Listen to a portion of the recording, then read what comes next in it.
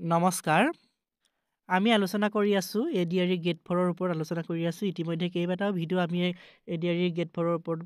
বনাইছোঁ আমি ভিডিঅ'বিলাক আপলোড দিছোঁ আপোনালোকে ভিডিঅ'বিলাক চাব কাট অফৰ ভিডিঅ' আপলোড দি আছে আপোনালোকে গোটেই ভিডিঅ'বিলাক চাব চালে এটা আইডিয়া পাব আজিও আমি গেট 4ৰ ওপৰতে আলোচনা কৰিম আমাৰ কিছুমান কেণ্ডিডেট কোৱালিফাইড হ'ব আৰু কিছুমান ডিছকুৱালিফাইড হ'ব আমি তেওঁলোকৰ ওপৰতে আজি কথা পাতিম ভিডিঅ'টো শেষলৈকে চাই থাকিব তেতিয়াহে বুজি পাব আমাৰ ফাৰ্ষ্ট পেপাৰ আৰু ছেকেণ্ড পেপাৰত মিলাই দুখন পেপাৰতে মিলাই আমাৰ কেণ্ডিডেটৰ সংখ্যা হৈছিলে 13 লাখৰো ওপৰত আমাৰ কেণ্ডিডেট হৈছিলে আমাৰ 13 লাখ কেণ্ডিডেটৰ পৰা আমাৰ মাত্ৰ সিলেকশ্যন কৰিব 10,000 আমাৰ 5,000 যিহেতু পোষ্ট আছে 10,000 কেণ্ডিডেটকহে আমাৰ সিলেকশ্যন কৰিব আমাৰ বাকীখিনি আমাৰ ডিছকুৱালিফাইড হ'ব অৰ্থাৎ পাছ নকৰিব তেওঁলোক আমাৰ যি 13 লাখ কেণ্ডিডেট আছে 13 লাখ কেণ্ডিডেটৰ পৰা আমাৰ 10,000 কেণ্ডিডেট সিলেক্ট কৰিব তাৰে 10,000টো আমাৰ টপ হ'ব লাগিব অৰ্থাৎ তেওঁলোক মেধা হ'ব লাগিব তেতিয়াহে তেওঁলোকক সিলেকশ্যন কৰা হ'ব আমাৰ যোনসকল কেণ্ডিডেটে আমাৰ নম্বৰ কম পালে তেওঁলোক সিলেকশ্যন হ'ল অৰ্থাৎ কাট অফত তেওঁলোকৰ নামটো আহিল তেওঁলোক সিলেকশ্যন হ'ল নম্বৰ কিন্তু কমকৈ পাইছে তেওঁলোকে কেনেকৈ নম্বৰটো বঢ়াব নিজৰ নম্বৰটো বঢ়াব তেওঁলোকৰ আমাৰ এইবাৰ গম পোৱা মতে 15 মাৰ্কৰ এটা ভাইভা টেষ্ট হ'ব তেওঁলোকে যদি এই ভাইভা টেষ্টত মাৰ্কটো উঠাব পাৰে তেনেহ'লে তেওঁলোকৰ এটা ভাল নম্বৰ উঠোৱা চান্স আছে তেওঁলোকে কেনেকৈ নাম্বাৰবিলাক যোগ কৰিব মই দেখাই আছোঁ আমাৰ এজন কেণ্ডিডেটে পালে 80 আৰু এজনে পালে 85 পালে এতিয়া এই 85 পোৱাজনে সিলেকশ্যন নহ'ব কিন্তু আমাৰ 80 পোৱাজন সিলেকশ্যন হৈ যাব কেনেকৈ সিলেকশ্যন হ'ব এইটো আমি এটা কাষ্ট ধৰি ল'লোঁ যেনে আমাৰ এইটো জেনেৰেল কাষ্ট বুলি আমি ধৰি লৈছোঁ উদাহৰণ হিচাপে ধৰি লৈছোঁ আৰু এই 80 পোৱাজন কেনেকৈ সিলেকশ্যন হ'ব মই কৈছোঁ আপোনালোকে যদি ভাইভাত 50 মাৰ্ক থাকে তেনেহ'লে এইজনে যদি আমাৰ 10 নম্বৰ উঠাব পাৰে আমাৰ যদি 85 থকাজনে যদি অনলি 5 নম্বৰ পায় তেনেহ'লে তেওঁলোকৰ মাৰ্কটো সমান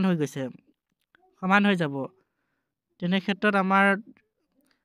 আমি 10 নধৰি ইয়াত আমি 12 মান ধৰিছোঁ 12 নম্বৰ ধৰিছোঁ তেনে ক্ষেত্ৰত আমাৰ এইজনৰ নম্বৰটো বাঢ়ি যাব অৰ্থাৎ কিমান হ'বগৈ তেওঁৰ 92 আৰু এইজনৰ হ'বগৈ 90 এজনৰ হ'বগৈ 92 যোনজনে 80 নম্বৰ পাইছিলে সেইজনৰ হ'লগৈ আমাৰ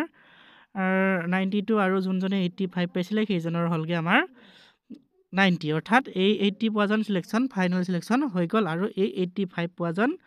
আমাৰ সিলেকশ্যন নহ'লে 85টো ক'ত পাইছে তেওঁলোকে ৰিটেনত পাইছে ৰিটেনত 85 পাইছিলে আৰু ভাইভাত পালে 5 নম্বৰ তেওঁ টোটেল হ'লগৈ 90 নম্বৰ হ'লগৈ আৰু 80 পোৱাজনে আমাৰ ভাইভাত পালেগৈ 12 অৰ্থাৎ 12 নম্বৰ পালেগৈ তেওঁ সিলেকশ্যন হৈ গ'ল অৰ্থাৎ 85 পোৱাজনো সিলেকশ্যন নহ'ব 80 পোৱাজনো সিলেকশ্যন হ'ব যদি আমাৰ 15 মাৰ্কৰে যদি ভাইভা টেষ্ট হয় তেনেহ'লে আমাৰ সুবিধা হ'ব যদি 15 মাৰ্কৰ নহয় আমাৰ 5 মাৰ্কৰ হয় তেনেহ'লে এই নিয়মটো হয়তো নাখাটিব পাৰে আমাৰ যোনটো 5 নম্বৰ যদি ভাইভা টেষ্ট হ'বলৈ হয় তেনেহ'লে আমাৰ ৰিজাল্টটো ঘোষণা কৰা কথা আছে ফেব্ৰুৱাৰী মাহত মে বি ৰিজাল্ট নাহে কিয় নাহে আমাৰ ইলেকশ্যনৰ সময় আহিছে ফেব্ৰুৱাৰী মাহতে আমাৰ ইলেকশ্যন হোৱাৰ কথা আছে আমাৰ ইলেকশ্যন হৈ তেওঁলোকে ইলেকশ্যনৰ ৰিজাল্ট নিদিয়ালৈকে আমাৰ এক্সামৰ ৰিজাল্ট নিদিয়ে আমাৰ হয়তো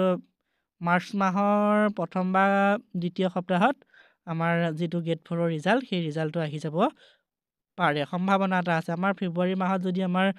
পঞ্চায়ত ইলেকশ্যন পতা হয় তেনেহ'লে আমাৰ ৰিজাল্ট ফেব্ৰুৱাৰী মাহত নাহে আমাৰ জানুৱাৰী মাহতো নাহে কিয়নো আমাৰ ৰিজাল্ট আমাৰ ইলেকশ্যন পাতিবলৈ হ'লে আমাৰ এমাহৰ আগতে এখন কমিটি গঠন কৰি দিয়া হয় তেনে ক্ষেত্ৰত আমাৰ বেলেগ ডিপাৰ্টমেণ্টৰ কামবিলাক বন্ধ হৈ যায় আমাৰ যিকোনো ডিপাৰ্টমেণ্টৰ কামবিলাক বন্ধ হৈ যায় আৰু ইলেকশ্যনৰ লগতে তেওঁলোকক